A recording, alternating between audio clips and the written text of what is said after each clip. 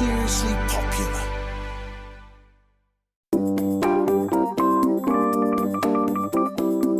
Welcome to The Life of You, where we tackle your dilemmas and help you find solutions to life's tougher moments.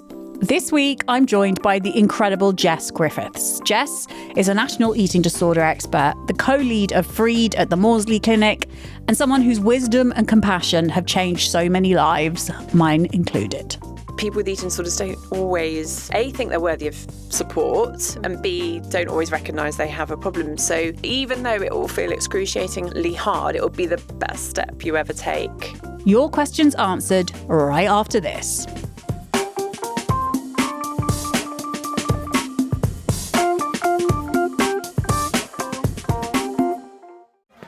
Yeah, sure thing. Hey, you sold that car yet? Yeah, sold it to Carvana. Oh, I thought you were selling to that guy. The guy who wanted to pay me in foreign currency, no interest, over 36 months? Yeah, no. Carvana gave me an offer in minutes, picked it up, and paid me on the spot. It was so convenient. Just like that. Yeah? No hassle. None. That is super convenient. Sell your car to Carvana and swap hassle for convenience. Pickup fees may apply. What is Dax, are you? Tracking all our cars on Carvana Value Tracker on all our devices? Yes, Kristen, yes I am. Well, I've been looking for my phone for... In Dax's domain, we see all. So we always know what our cars are worth. All of them? All of them. Value surge, trucks up 3.9%. That's a great offer. I know. Sell? Sell. Track your car's value with Carvana Value Tracker today. I'm going to start off with this one from Allison.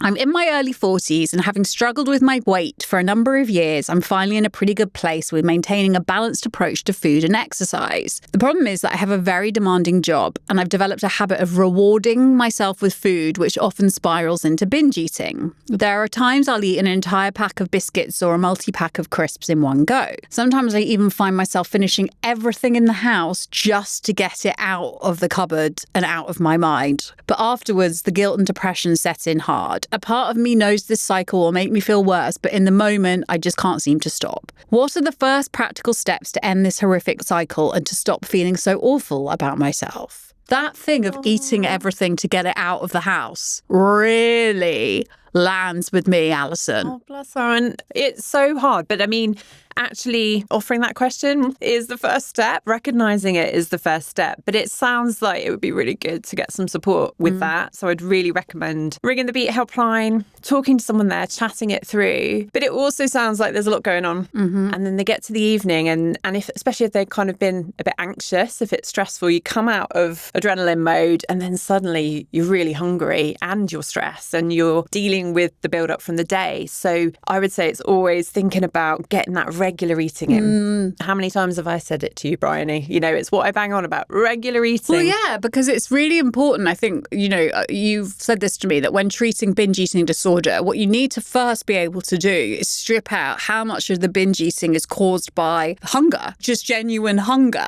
Yeah. And there are proper scientific reasons that anorexics often go into a pattern of binge eating. And that is because when you starve the body, and you don't have to be very, very underweight to go into starvation syndrome, starvation at all. You can be any weight for that to happen. If you deprive your body of food for a certain period of time, it will then, because this is evolution and this is what keeps us alive, it will then want to eat more. Am I right? I'm saying all this like I know what I'm talking about. Because I've, imparted knowledge that you have now implemented. Yeah. This is very lovely to hear. So for a lot of us, the disordered eating patterns that are seen as so normal in the world leave us literally like the binging thing is like it's not your fault. No. I mean, none of it's your fault. But the other thing, what I remember when we first started working together was actually, I mean, I was obviously, when I was binging, eating vast amounts of food. But when you were like, no, you can just eat throughout the day, because I had to log it in this app that you saw. And what I realized was I was actually got to the evening and I wasn't hungry, because we can eat much more than we give ourselves credit for. And that was a really interesting thing. Yeah. Like, oh, I am allowed to have a proper lunch and not just some, I don't know, leaves. Yeah. I mean, and that's sometimes I kind of think, everyone's having a salad and I'm like, going to be starving by 2:00 if I have a salad for lunch. Like, give me a sandwich, you know? And I think there is this culture of potentially not eating as much during the day, but it's, you know, it's really not great. Regular eating, no more than 3.5 hours between snack and meal. So what happens after 3.5 hours? You go into starvation mode. Yeah, so your brain, you know, funny enough, we are hardwired to survive. And therefore, if starvation syndrome makes you more obsessed, depressed, anxious, because your body's gearing up to go and hunt for food. So you can also be thinking about it. Thinking.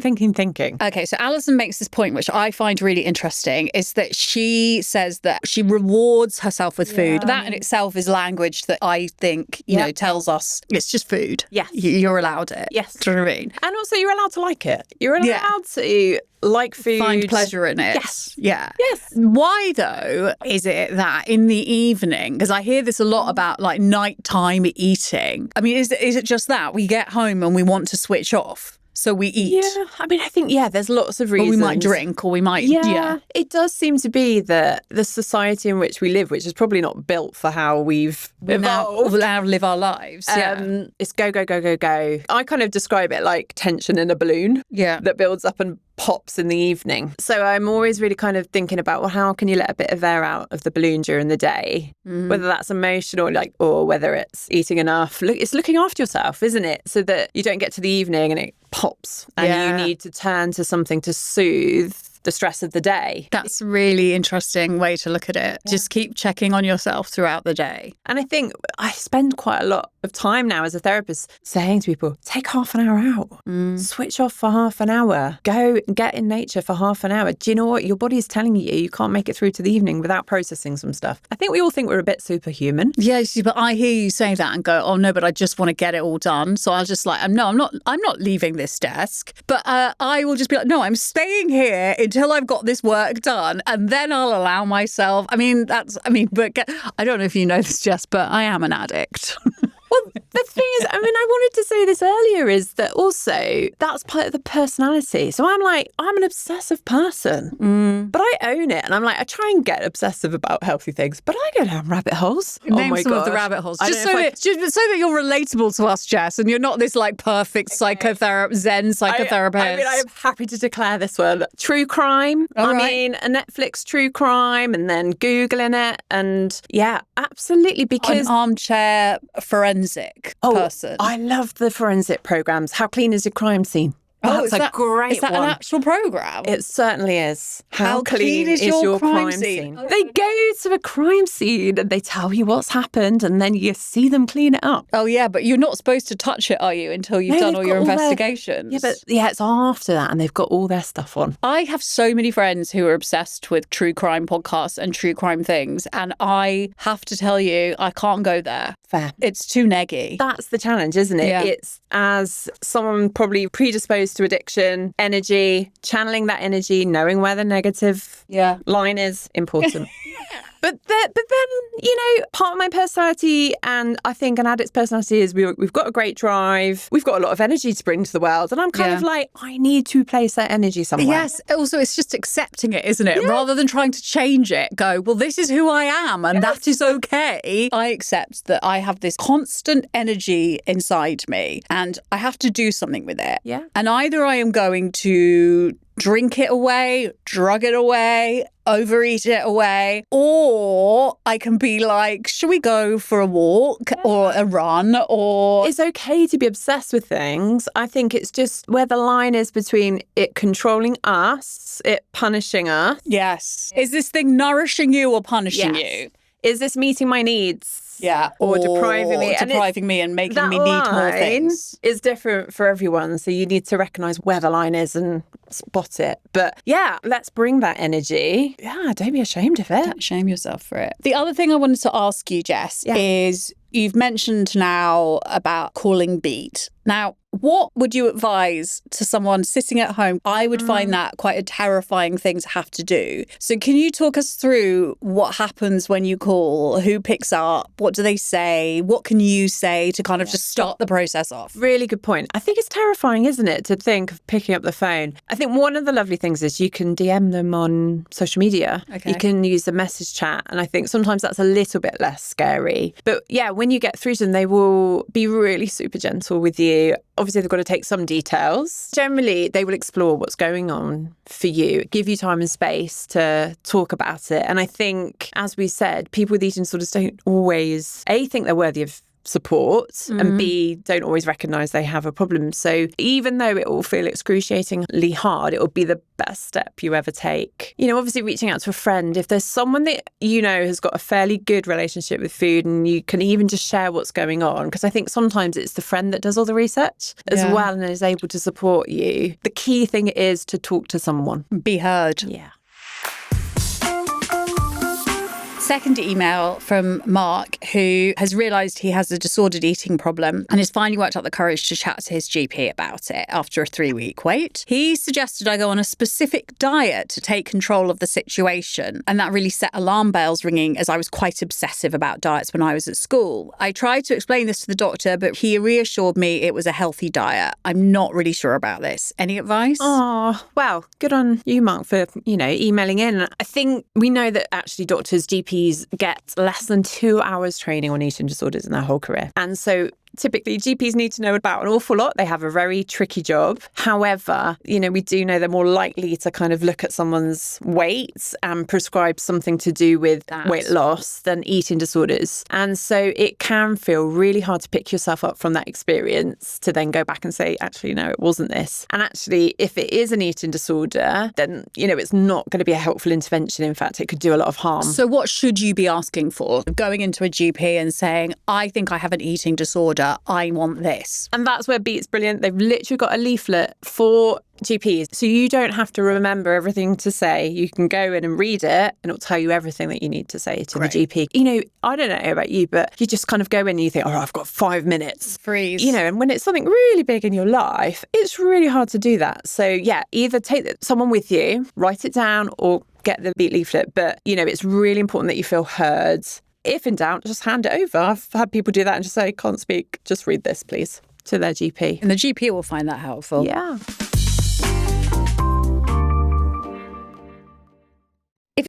Wow. What's up? I just bought and financed a car through Carvana in minutes. You? The person who agonized 4 weeks over whether to paint your walls eggshell or off-white bought and financed a car in minutes? They made it easy. Transparent terms, customizable down and monthly. Didn't even have to do any paperwork. Wow. Mm-hmm. Hey, have you checked out that spreadsheet I sent you for our dinner options? Finance your car with Carvana and experience total control.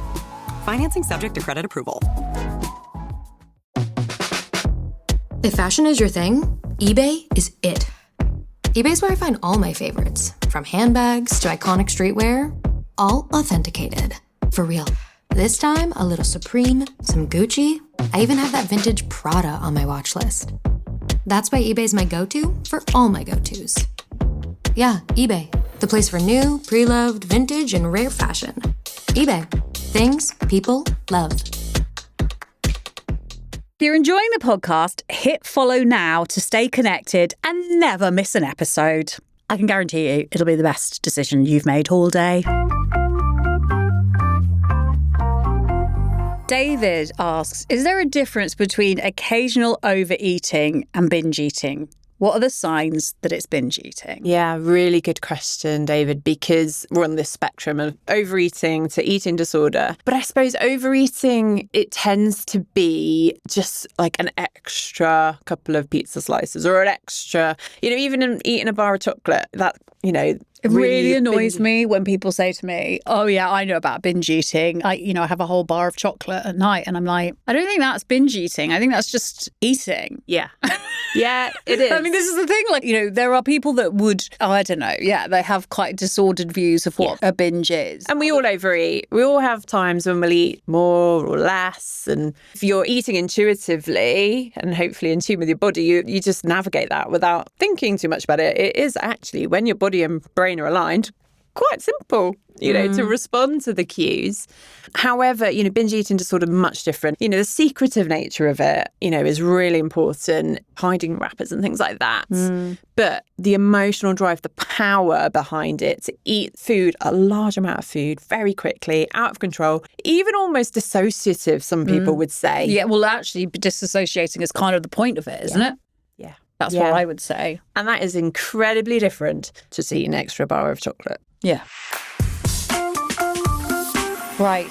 Final email from Dawn. I've been thinking a lot about my relationship with food and binge eating. It honestly feels like there's a part of my brain that's planning a binge before I've even realised it. Sometimes it's like that part of me tricks me into buying certain foods, knowing that once I'm home, it'll take over and lead to a binge. So I've started just not keeping any bingeable foods around, and that seems to help. But I'm wondering if this is a realistic as a long-term solution. Can avoiding triggers entirely really work over time, or is there a better way to handle it? That's such a good question. Such a good question. Because, I'm not the expert here, but at the beginning of dealing with binge eating disorder, not having bingeable foods in your house is really just very useful. It's a bit like at the beginning of recovery from alcoholism, not going to the pub is just helpful. If you go to a hair salon every day, you'll probably end up getting a haircut, that kind of thing, right? But over time, you can't avoid triggers, things that are triggers. You can't go through life avoiding, whatever.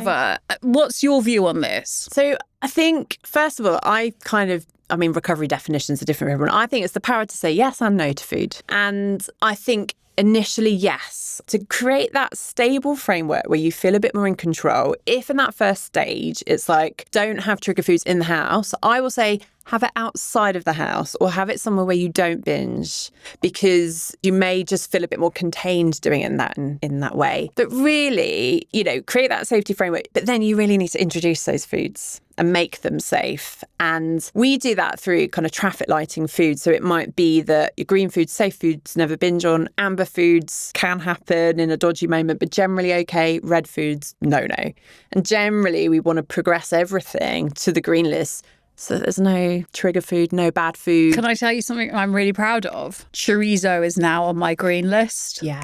I have a whole thing of cooking chorizo that has been in my fridge for 5 days now, and I haven't even looked at it. Oh my gosh. Can you even imagine that? A few years back? Genuinely, no. Genuinely, I can't. Or like McCoy's cheddar and onion. I don't actually, crisps are the one thing that I sort of say to my husband, can we not have massive packets? Yeah. My problem is those are still amber for me. It's a bit like alcohol. Like I can't just have a couple and then put a clip on the resealable bag and then put it back in the cupboard. But that, once again, it takes time. If I look back to my own recovery and how long it took to shift all the foods to the green list, oh my gosh, it probably took about 5 years because it was really scary. So I don't think there's any pressure. It's just recognising you need to take the power out of food, like the emotion behind it, really. Can we also talk just briefly before we end? You spoke about the definitions of recovery are very different for different people. So obviously, if you're in recovery from alcoholism, my sobriety, it has to be continuous. Otherwise, I'm not going to recover from it. But obviously, I would say that with food, slips are sort of probably a very normal part of recovery from an eating disorder. So I'm much less tough on myself in terms of what I consider recovery from binge eating as what I consider recovery. I wouldn't allow myself a night on the booze. That would be, for me, a relapse, right? A slip.